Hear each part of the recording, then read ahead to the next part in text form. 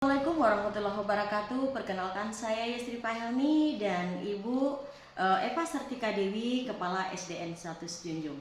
Pada kesempatan kali ini saya akan berbincang-bincang dengan beliau terkait dengan pengambilan keputusan berbasis nilai-nilai kebajikan.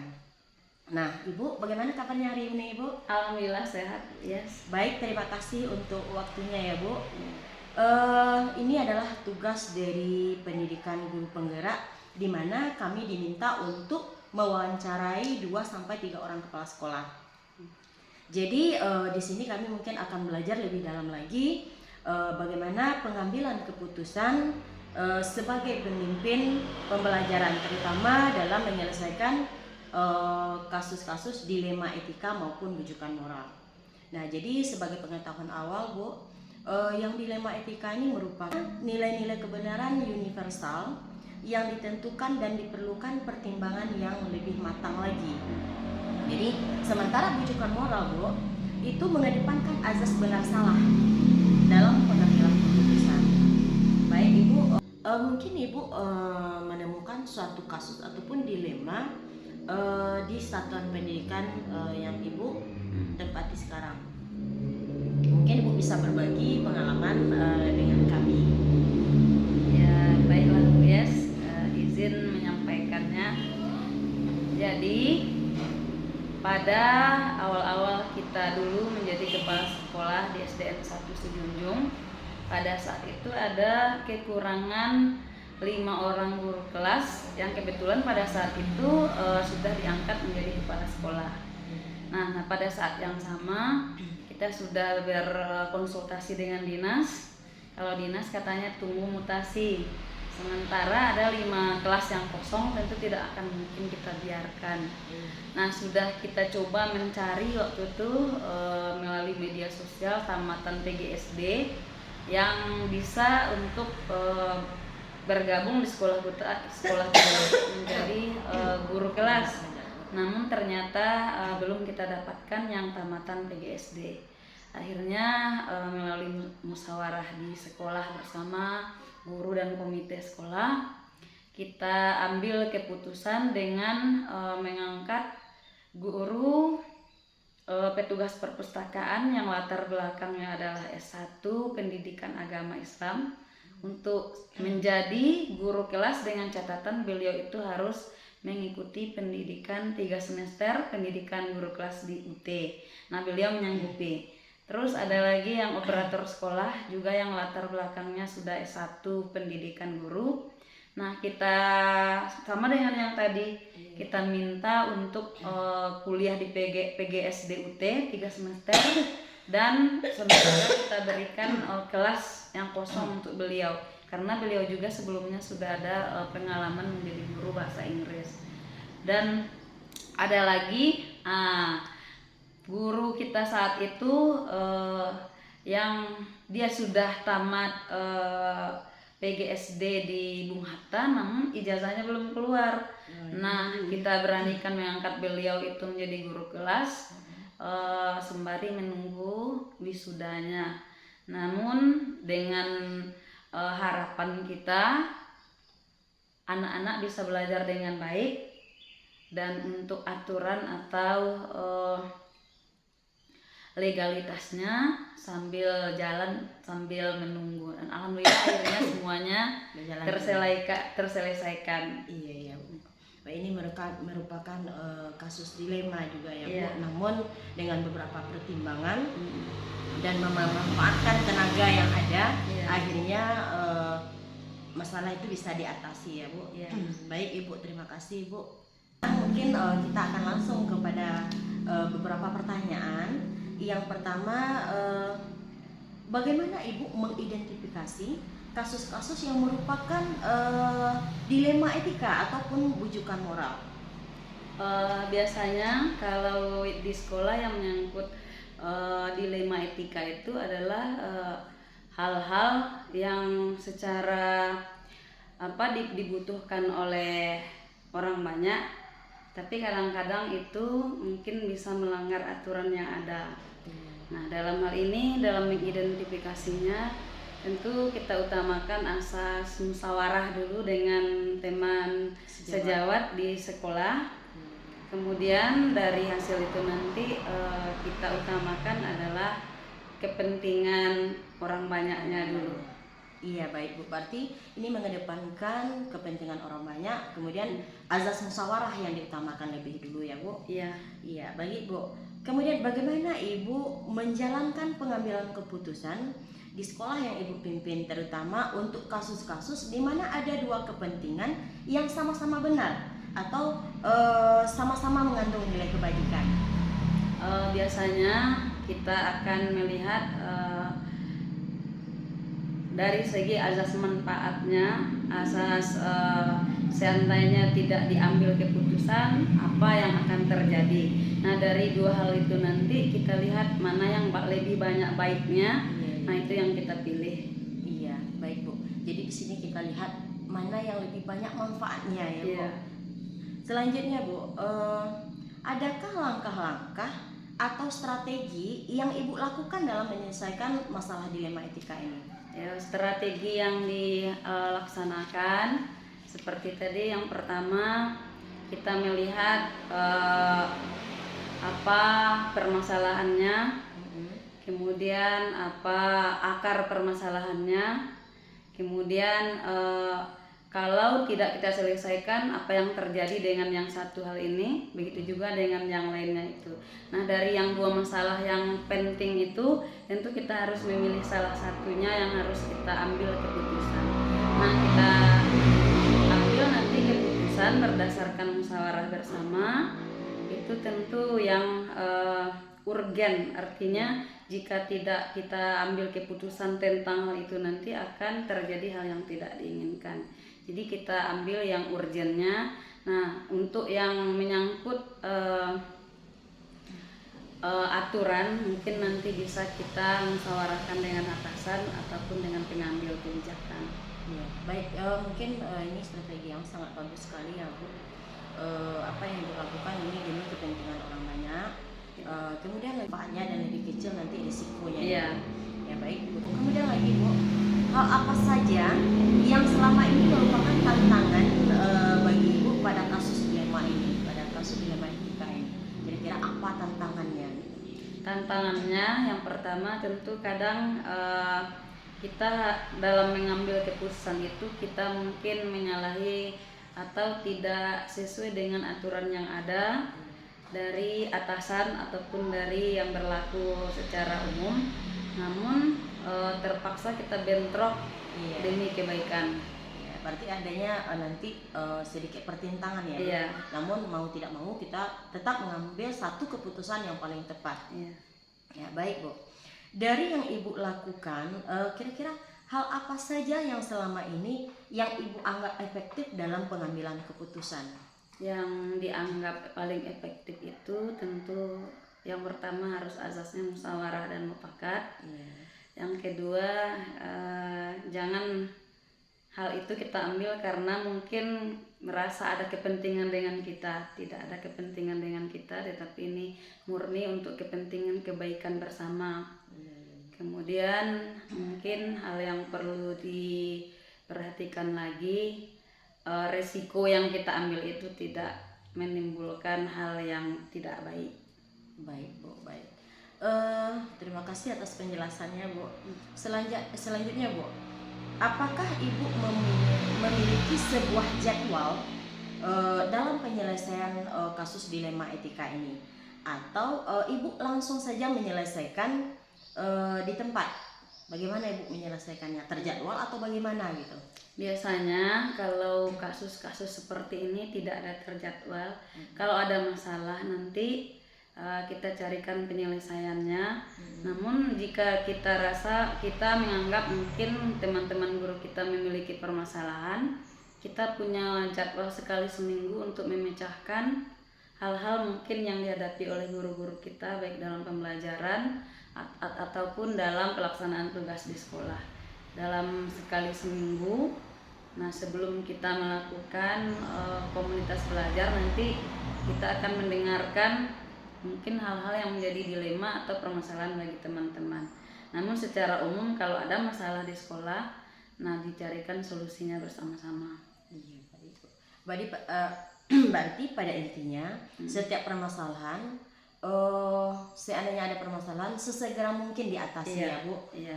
tanpa menunggu Jadwal. jadwalnya. Kecuali mungkin ada hal-hal tertentu mungkin, ya Bu, Iya. yang membutuhkan waktu yang lama untuk memecahkannya. Kemudian Bu, adakah seseorang atau faktor-faktor yang selama ini membantu Ibu dalam pengambilan keputusan dalam kasus dilema etika ini? Kalau yang membantu itu biasanya dari teman-teman di sekolah, untuk kita meminta pertimbangan pendapat dan sebagainya, yang khusus tidak ada, tapi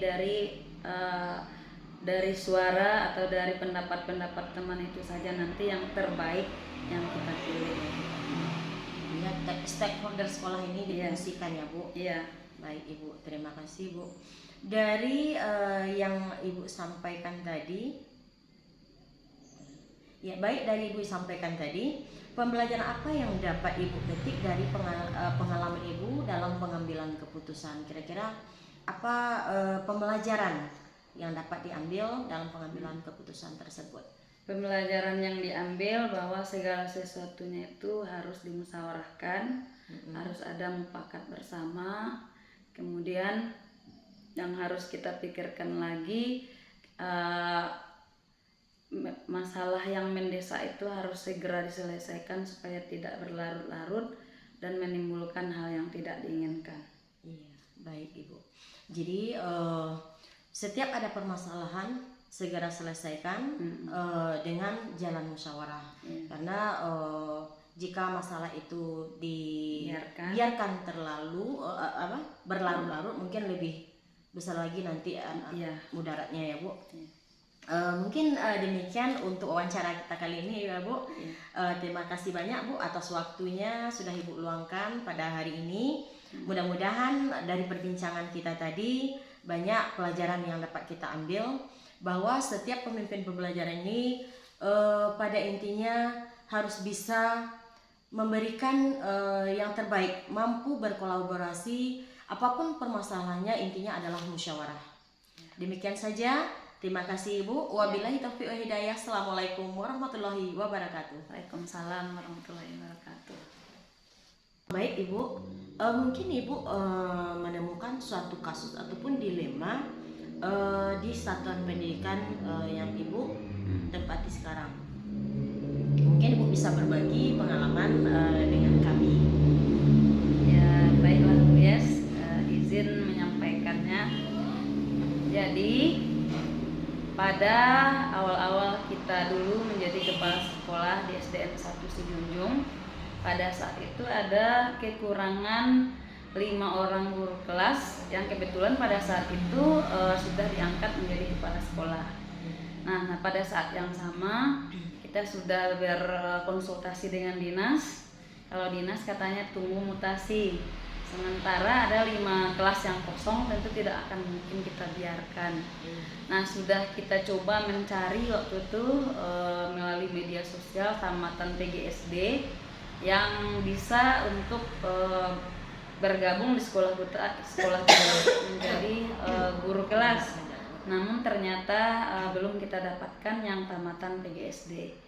Akhirnya melalui musyawarah di sekolah bersama guru dan komite sekolah, kita ambil keputusan dengan mengangkat guru petugas perpustakaan yang latar belakangnya adalah S1 Pendidikan Agama Islam untuk menjadi guru kelas, dengan catatan beliau itu harus mengikuti pendidikan 3 semester pendidikan guru kelas di UT. Nah, beliau menyanggupi. Terus ada lagi yang operator sekolah juga yang latar belakangnya sudah S1 pendidikan guru. Nah, kita sama dengan yang tadi, kita minta untuk kuliah di PGSD UT 3 semester, dan sementara kita berikan kelas yang kosong untuk beliau, karena beliau juga sebelumnya sudah ada pengalaman menjadi guru bahasa Inggris.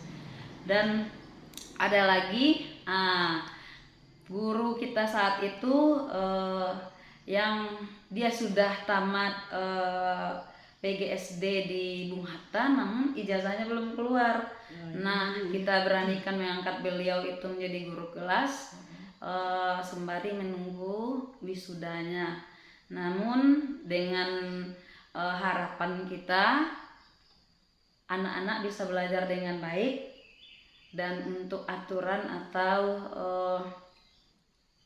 legalitasnya sambil jalan sambil menunggu, dan alhamdulillah akhirnya semuanya terselesaikan. Iya. Pak, ini merupakan kasus dilema juga ya Bu. Iya. Namun dengan beberapa pertimbangan dan memanfaatkan tenaga yang ada, Iya. akhirnya masalah itu bisa diatasi ya Bu. Iya.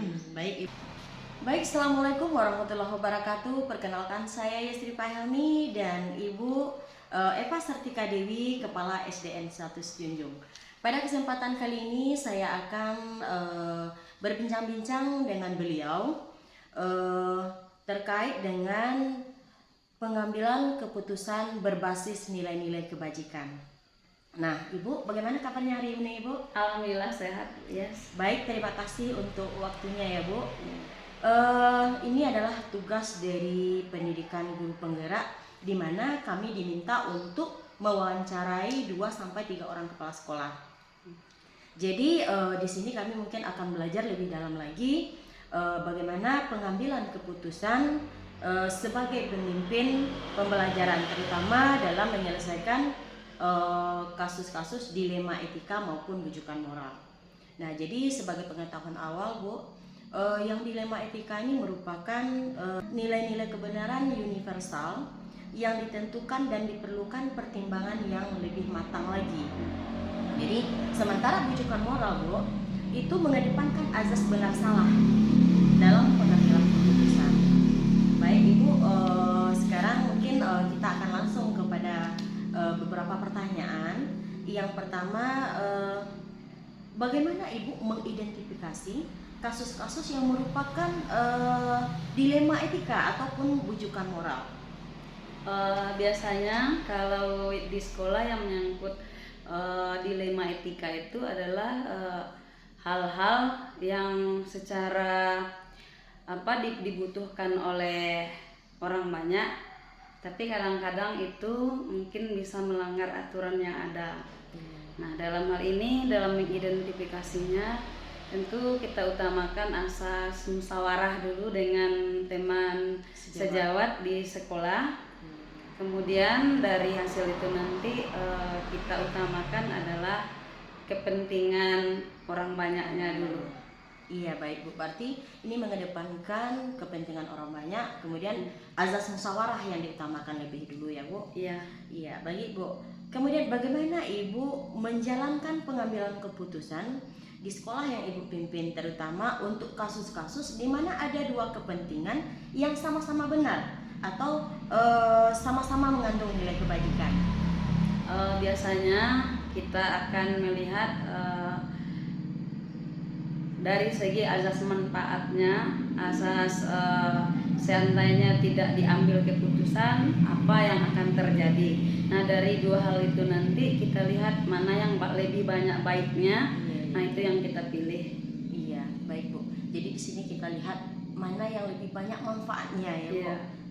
Selanjutnya Bu, adakah langkah-langkah atau strategi yang Ibu lakukan dalam menyelesaikan masalah dilema etika ini? Ya, strategi yang dilaksanakan seperti tadi, yang pertama kita melihat apa permasalahannya, kemudian apa akar permasalahannya, kemudian kalau tidak kita selesaikan apa yang terjadi dengan yang satu hal ini, begitu juga dengan yang lainnya itu. Nah, dari yang dua masalah yang penting itu tentu kita harus memilih salah satunya yang harus kita ambil keputusan.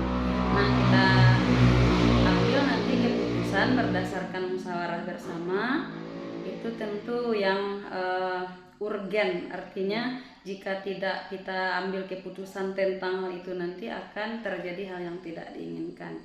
Jadi kita ambil yang urgennya. Nah, untuk yang menyangkut aturan mungkin nanti bisa kita musyawarahkan dengan atasan ataupun dengan pengambil kebijakan. Ya, baik, mungkin ini strategi yang sangat bagus sekali ya Bu. Apa yang dilakukan ini demi kepentingan orang banyak. Kemudian lagi Bu, adakah strategi atau langkah-langkah yang Ibu lakukan dalam masalah dilema etika ini? Langkah-langkahnya yang pertama kita identifikasi masalahnya, kemudian kita carikan solusi untuk menyelesaikan permasalahan tersebut. Jika ada beberapa solusi yang bisa kita pilih, nanti kita pilihlah yang paling banyak manfaatnya dan yang paling sedikit nanti menimbulkan hal yang tidak diinginkan. Pada intinya kita lihat manfaatnya dan lebih kecil nanti risikonya. Iya. Ya baik Bu, terima kasih Bu. Kemudian lagi Bu, hal apa saja yang selama ini merupakan tantangan bagi Ibu pada kasus dilema ini, pada kasus dilema etika ini? Kira-kira apa tantangannya? Tantangannya yang pertama tentu kadang kita dalam mengambil keputusan itu kita mungkin menyalahi atau tidak sesuai dengan aturan yang ada dari atasan ataupun dari yang berlaku secara umum, namun terpaksa kita bentrok demi kebaikan. Ya, berarti adanya nanti sedikit pertentangan ya. Iya. Namun mau tidak mau kita tetap mengambil satu keputusan yang paling tepat. Iya. Ya baik Bu. Dari yang Ibu lakukan, kira-kira hal apa saja yang selama ini yang Ibu anggap efektif dalam pengambilan keputusan? Yang dianggap paling efektif itu tentu yang pertama harus asasnya musyawarah dan mufakat. Yang kedua jangan hal itu kita ambil karena mungkin merasa ada kepentingan dengan kita. Tidak ada kepentingan dengan kita, tetapi ini murni untuk kepentingan kebaikan bersama. Kemudian mungkin hal yang perlu diperhatikan lagi, resiko yang kita ambil itu tidak menimbulkan hal yang tidak baik. Baik Bu, baik. Terima kasih atas penjelasannya Bu. Selanjutnya Bu, apakah Ibu memiliki sebuah jadwal dalam penyelesaian kasus dilema etika ini, atau Ibu langsung saja menyelesaikan di tempat? Bagaimana Ibu menyelesaikannya? Terjadwal atau bagaimana gitu? Biasanya kalau kasus-kasus seperti ini tidak ada terjadwal. Kalau ada masalah nanti kita carikan penyelesaiannya.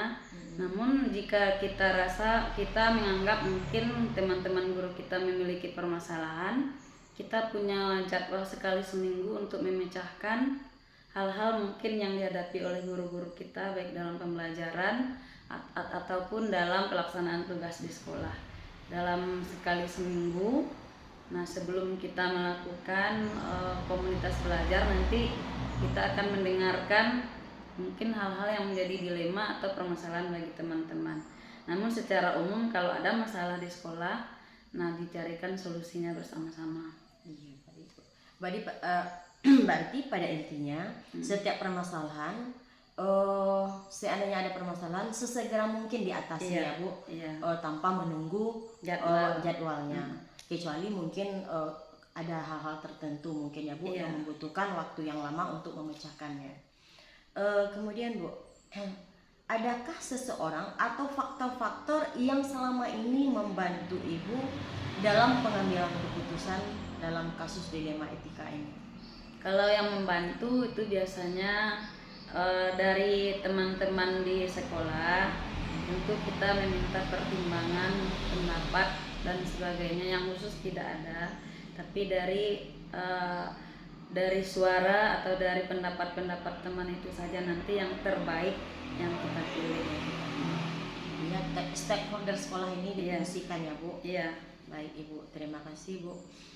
Ya, baik, dari Ibu sampaikan tadi, pembelajaran apa yang dapat Ibu petik dari pengalaman Ibu dalam pengambilan keputusan? Kira-kira apa pembelajaran yang dapat diambil dalam pengambilan keputusan tersebut? Pembelajaran yang diambil bahwa segala sesuatunya itu harus dimusyawarahkan, harus ada mufakat bersama. Kemudian yang harus kita pikirkan lagi,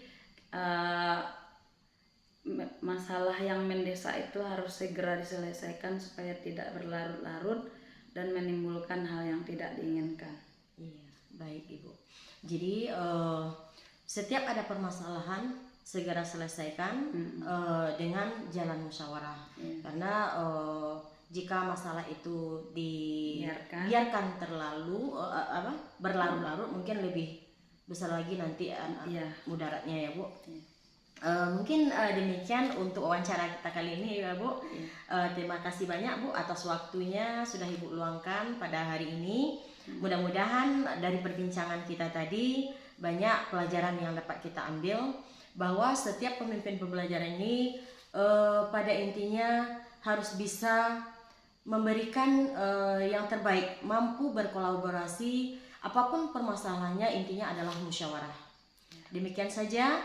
Terima kasih Ibu. Wabillahi taufiq wa hidayah. Assalamualaikum warahmatullahi wabarakatuh. Waalaikumsalam warahmatullahi wabarakatuh. Baik, bismillahirrahmanirrahim. Assalamualaikum warahmatullahi wabarakatuh. Waalaikumsalam warahmatullahi wabarakatuh. Perkenalkan, saya Yasmin Faheli, CGP Angkatan 9, Kabupaten Sijunjung. Pada kesempatan ini saya akan mewawancarai salah seorang kepala sekolah yang ada di Kecamatan Lubuk Taro, dan hari ini saya bersama dengan Ibu Asmariati, Kepala SDN 6 Lalan. Baik, Ibu, Assalamualaikum warahmatullahi wabarakatuh. Ya, Waalaikumsalam warahmatullahi wabarakatuh. Terima kasih ya Bu atas waktunya. Begini Bu, ada beberapa hal di sini yang akan kita bersamai. Ini terkait dengan tugas dari program kegiatan guru penggerak. Jadi Ibu, saya mohon nanti Ibu akan bersedia berbagi bersama kami. Nah begini Bu, selama Ibu menjadi kepala sekolah di SDN 6 Lawan ini, adakah suatu masalah di mana ini menimbulkan dilema dalam penyelesaiannya? Mungkin Ibu bisa berbagi bersama kami. Ya, Ibu Yasri Fahmi, barangkali saya di SD 6 Lalan ini sudah 12 tahun menjadi kepala sekolah. 1 April besok itu sudah habis 12 tahun. Kemudian ada yang bermasalah, tapi katakan bermasalah, insya Allah saya jalani selama ini dengan musyawarah, dengan teman-teman. Ada seorang guru, waktu itu tanggal tepatnya April 2013 pindah dari Kecamatan Empat Nagari ke Kecamatan Lubuk Taro, tepatnya di SD 6 ini. Sementara kalau sekolah lain, itu ibu tuh tidak pernah mendapatkan lokal. Tapi bagi saya, guru yang punya SK itu berhak untuk mendapatkan kelas. Selama ini ibu ini tidak dapat kelas di SD 6 Bu ya. Namun sudah kami coba, pertama dulu S1-nya sewaktu sebelum ke sini itu enggak jadi tamat. Tetapi sesampainya di SD 6 Lawan itu sudah tamat S1. Tuh nilai yang pertama. Yang kedua naik pangkat. Selama sebenarnya ibu ini diangkat tahun 1994 sama dengan saya, Maret. Namun ibu ini karena mungkin kesibukan di luar sekolah, sekarang masih pangkatnya 3C. Alhamdulillah, sebelum ke SD 6, ibu ini kenapa tidak naik pangkat? Pertama, kelas jarang didapatkan di sekolah lain. Namun di SD 6 insya Allah kami memberikan karena mungkin perasaan kalau dilihat untuk isinya, untuk yang lainnya itu memang kurang. Namun kami punya simpati juga terhadap seorang guru. Beliau adalah tamat SPG, tapi kita rasanya tamat SPG ini untuk mendidik bagus. Namun ya alhamdulillah setelah itu ibu ini juga tamat di SD 16 SD ini untuk untuk S1-nya naik pangkat itu sudah 2 poin. Tahun 2023 kemarin itu terpanggil untuk PPG. Ya PPG tepatnya Oktober sampai Desember, tapi tidak aktif Desember. Ibu itu tidak pernah datang ke sekolah untuk pokoknya PPG itu tidak pernah untuk ke sekolah. Beliau di sekolah lain di Kecamatan Sijunjung. sudah saya beri dispensasi, ya, karena saya mungkin di samping ini apa namanya, hati nurani. Kalau dengan dinas, sekolah tidak bisa ditinggalkan untuk PPG karena selama ini yang PPG langsung online itu ada 2 orang di sekolah ini, Bu, ya, tidak pernah meninggalkan sekolah, tetap datang ke sekolah, ada Zoom di sekolah, kecuali nanti kalau ada pagi-pagi yang harus diselesaikan, ibu-ibu tuh telepon sama kepala sekolah, saya masuk kepada kelas yang ditinggalkan. Namun ibu ini lebih kurang itu lebih mungkin dari 2 bulan tidak pernah masuk ke SD 6. Nah, itu yang kami rasakan. Tetapi setelah lulus PPG tahun 2024 ini, ibu ini udah berapa tahun sebenarnya untuk tiketnya hari Senin itu nggak pernah tiket aja, sering terlambat lah, inilah alasannya, banyak alasan, yes. Tapi tadi memang ini benar terjadi. Kami rapat setelah upacara, saya pribadi bermohon agar ibu ini satu kali dalam seminggu itu mohon jangan terlambat. Bagaimana caranya? Kenapa? Karena dinas itu tidak bisa akal-akalan saja. Oh, ini Bu alasan ini Bu. Cuma 1 kali seminggu. Memang tadi kami agak sempat, ibu ini mungkin kurang enak sama saya, tapi harus saya berbuat, harus saya sampaikan. Setelah itu dia dia bilang nanti saya jam 5 lagi Bu datang ke sekolah ini. Jadi mendongkol. Setelah itu kita diam. Terus kami hubungi komite karena ibu ini mengamuk di belakang. Mengamuk-ngamuk pagi tadi. Mengamuk di belakang, menyepak-nyepak entah lemari entah apa di belakang. Kawan-kawan diam semuanya. Kawan ini tidak ada yang pro sama dia lagi. Karena rasanya sudah 11 tahun saya di sini untuk membina dia. 3 keuntungan. Pertama dapat kelas, yang kedua naik pangkat, 4 tuh. Yang ketiga adalah yang ketiga naik pangkat, yang keempat adalah sertifikasi. Januari ini sudah dihitung sertifikasinya. Insya Allah April nanti Bu ya, sudah dibayarkan. Tadi memang saya udah jengkel, udah 11 tahun saya sabar. Itu kami karena mungkin udah panik rasanya. Guru-guru ini, udah lah Bu, jangan aja lagi Bu, kata kawan-kawan. Jadi saya karena komite dekat tetangga sekolah, kami musyawarah dengan komite. Hari ini memang saya akan membuat surat peringatan pertama. Tapi ini bukan rahasia umum lagi, rahasia sekolah lagi Bu ya. Rahasia umum di Kabupaten Sijunjung bagaimana ibu ini. Kita akan membuatkan surat peringatan, tembusannya ke Dinas Pendidikan dan pengawas. Itu rencananya Bu ya. Iya, baik. Nah, itu kira-kira, terima kasih. Ya, mudah-mudahan ya Bu, ini merupakan langkah awal bagaimana untuk perbaikan selanjutnya. Kemudian Bu, bagaimana Ibu mengidentifikasi kasus-kasus yang merupakan dilema etika ini? Ya, terima kasih. Identifikasi Bu Yes, saya sebenarnya kalau tidak ada halangan yang lain, saya tetap pagi ke sekolah, saya memantau, ya. Kalau kelas ini kami kan ada kelas jarak jauh, tapi jarak jauh tadi itu saya tidak akan curiga, tidak pernah khawatir, karena saya tahu sudah 12 tahun di sini, karakter guru-guru saya sudah tahu. Jadi pagi-pagi setiap Senin itu 6:20 saya sudah berangkat dari rumah karena kami jauh juga Bu ya.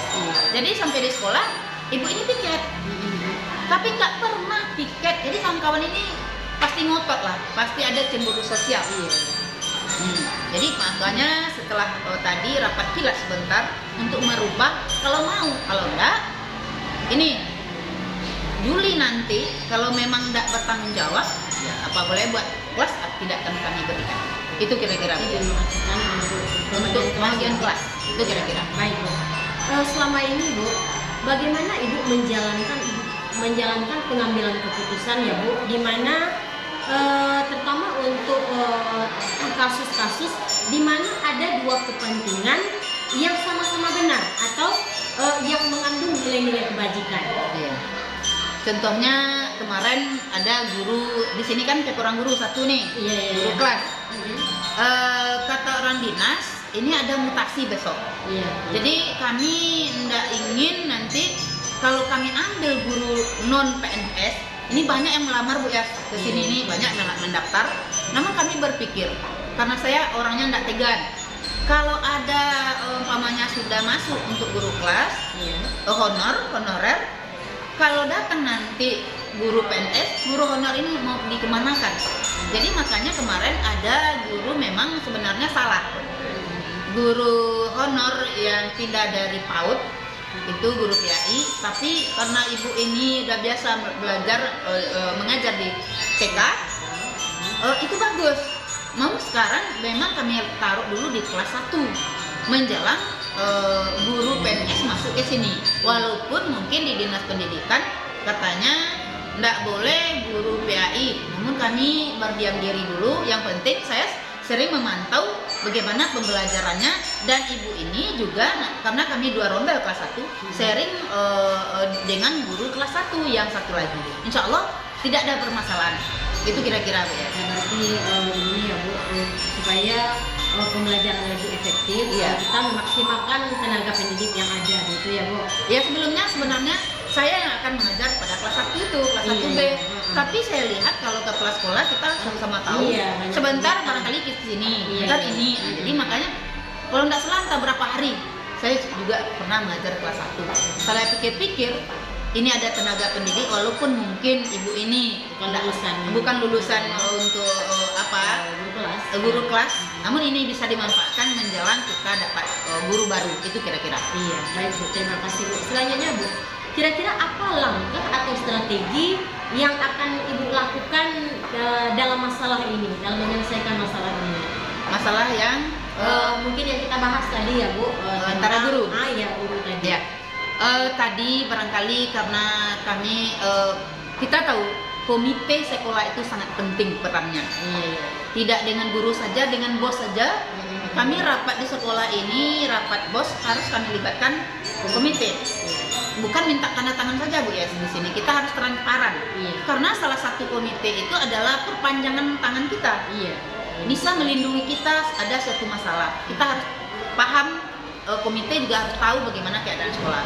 Jadi apapun masalah, kami tetap minta pendapat pada komite. Karena komite itu di samping beliau ini orang pendidikan, orang-orang yang tahu paham dengan masyarakat, memang sangat terbantu sekolah oleh komite. Apapun kegiatan sekolah kami tetap kerjasama komite. Kemudian dengan pemerintah nagari.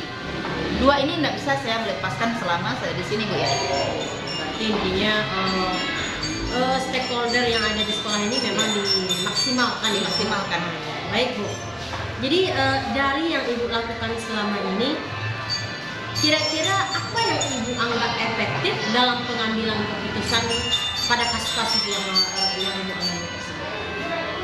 Alhamdulillah keputusan karena mungkin tidak kita sendiri, ya.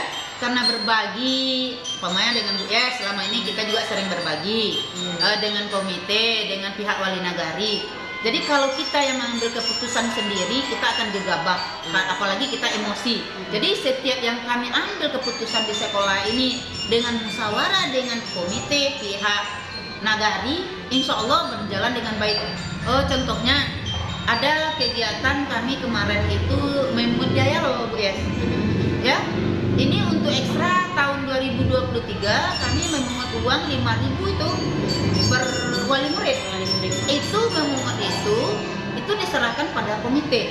Kita cuma memberikan arahan kekurangan kami di sekolah ini Pak sama komite. Komite lah nanti yang memimpin rapat itu Bu ya. Jadi alhamdulillah setiap apa yang kami lakukan, yang kami rencanakan di sekolah, insya Allah berjalan dengan baik. Dan insya Allah sukses. Paling tidaknya 99% itu berhasil. Intinya ini berkat kerjasama, kerjasama, kemudian bagaimana kita menjalin komunikasinya itu yang penting dengan pihak-pihak yang terkait. Jadi dengan demikian apapun yang menjadi keputusan bersama itu adalah yang terbaik. Iya, baik Bu. Selanjutnya Bu, ini apakah Ibu memiliki sebuah tengkala atau sebuah jadwal dalam penyelesaian kasus dilema etika? Atau misalnya Ibu langsung menangani, menyelesaikan di tempat itu atau memiliki jadwal tertentu? Itu kadangkala lihat kondisi Bu ya. Lihat kondisi. Iya. Kenapa? Umpamanya mendadak masalah itu harus kita selesaikan. Kita diam dulu, kita coba dulu sendiri. Umpamanya ada kasus guru, kita panggil guru itu ke sini. Pernah? Guru kelas 3 sekarang pernah juga antara wali murid dengan guru ini. Banyaknya mungkin wali murid kurang senang waktu itu. Ibu ini udah dewasa. Saya panggil karena kita tidak punya ruang Bu ya. Kalau dulu kita punya ruang, tapi sekarang ruangan saya itu saya pindahkan untuk ruang kesenian, sehingga kita cuma satu dengan ruangan guru. Jadi kalau ada masalah, saya akan ke lokal, salah satu lokal nanti saya panggil guru ini, kita tanya apa yang masalahnya, apa yang bisa tidak saya selesaikan. Kalau memang sekali dua kali bisa kami selesaikan, kami akan menyelesaikan tanpa bantuan orang lain. Tetapi kalau masalah itu memang rumit, nggak bisa saya selesaikan Bu ya, saya akan minta bantuan dulu pada komite pertama. Komite dulu. Ya, gimana jalannya nih Pak? Iya. Kalau bisa komite, cuman cukup kami. Tapi selama ini masalah-masalah di sekolah rasanya tidak ada terlalu susah, bisa kami mengendalikan, kecuali mungkin tadi pagi itu karena udah cukup sabar, sudah 11 tahun Bu ya. Itu cuma. Baik Bu, dari apa yang Ibu paparkan tadi ya Bu, pada intinya ketika masalah itu memang bisa diselesaikan secepat mungkin, maka selesaikan. Tetapi kalau seandainya mungkin membutuhkan waktu yang lama, mungkin itu yang kita jadwalkan ya Bu. Ya kita jadwalkan gini, karena setiap masalah tuh ini juga pengalaman kita Bu ya. Jangan terlalu lama. Iya. Kenapa? Nanti kalau lama ini masuk pihak ketiga, ini akan susah. Itu bertambah lagi Bertambah lagi masalah. Jadi kalau bisa hari itu ada masalah, diam sebentar, langsung kita tangani. Itu kiat kita selama ini. Jadi pada intinya masalah yang dihadapi itu kalau bisa sesegera mungkin ditangani ya. Baik Ibu. Kemudian Bu, adakah seseorang atau faktor-faktor yang selama ini mempermudah atau membantu Ibu dalam pengambilan keputusan dalam kasus-kasus tersebut?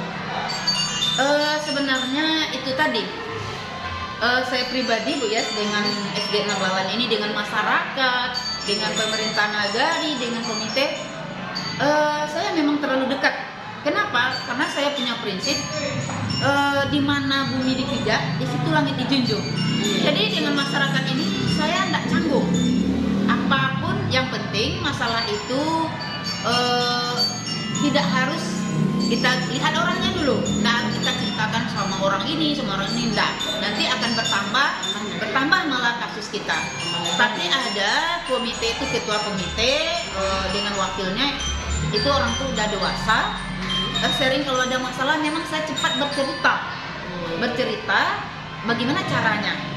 Bapak-bapak ini akan memberi kami solusi. Kalau memang rasanya kita ya maklumlah, mungkin kurang rasanya untuk berpikir. Kadang-kadang kita kan banyak masalah juga Bu ya. Kalau memang udah kalut, pasti orang dua ini pertama mungkin komite, kalau masyarakat itu, kalau komite kan udah wakil masyarakat. Jadi itu saja. Jadi tidak ada rasanya masalah di SD 6 ini yang tidak selesai oleh kami di sekolah ini Bu ya. Itu bahagianya kami di Lalan ini Bu ya. Udah 12 tahun Bu ya. Ini solusi yang sangat bagus sekali ya Bu. Jadi pada intinya kita senantiasa bekerja sama, berkolaborasi ya. Jadi apapun masalahnya, apabila kita sering berkolaborasi, berkomunikasi, masalah itu pasti akan selesai. Baik Bu, ini adalah pertanyaan-pertanyaan terakhir ya, wawancara kita terakhir karena tidak terasa ya Bu. Dari semua yang Ibu sampaikan tadi ya Bu, pembelajaran apa yang dapat Ibu petik dalam pengambilan keputusan pada dilema etika ini?